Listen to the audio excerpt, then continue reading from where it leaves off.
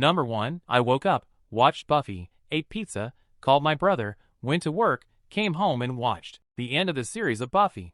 It may sound like a joke, but I got up after finishing Buffy the Vampire Slayer and went walking. I kept listening to Gangster's Paradise on my iPod until I reached the Aurora Bridge. I live in Seattle. If you know the bridge, you may know that in the last couple years they have built very high fences around it. But when I was there was just a small handrail. I walked to the middle of the bridge and looked down for a while. This part of the bridge was overland and not water, so I continued to walk until I wasn't above someone's yard. I was probably 100 yards before the end of the bridge. I stood looking over the railing for 10 minutes, maybe more. A man got off the 16 bus at the stop right before the bridge and walked toward me. He stopped beside me and asked if I was okay, and I didn't reply for a while. He just stood next to me for a while and just kept talking. He never stopped talking.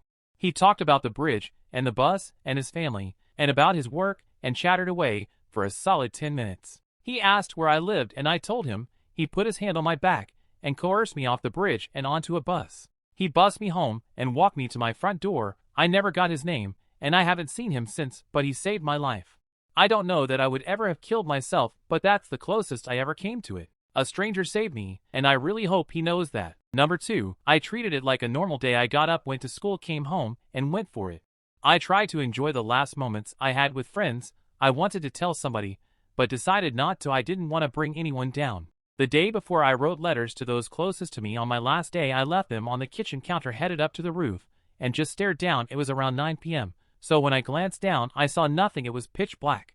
My right foot hovered around the edge right when I was about to leap off. I looked up across the street. I saw a few people staring at me from their apartment window. This little girl, though, her gaze caught my eye. She shook her head, then covered her face. Because of her, I didn't go through with it. Number 3. My younger brother texted me early that morning in a really good mood, saying what a great day it was going to be. Then he apparently went around giving out his stuff, buying people lunch, and telling his close friends his bank info, etc. He wanted to make sure his friends were covered.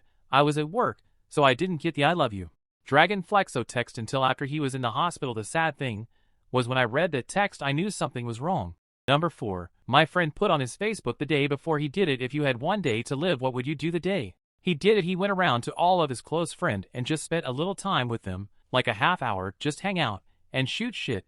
As usual, later that night, he texted everyone goodbye. He drove down to one of our favorite smoke spots, and obviously no one knows after that except him, but that's where 2 of my friends found him the next day.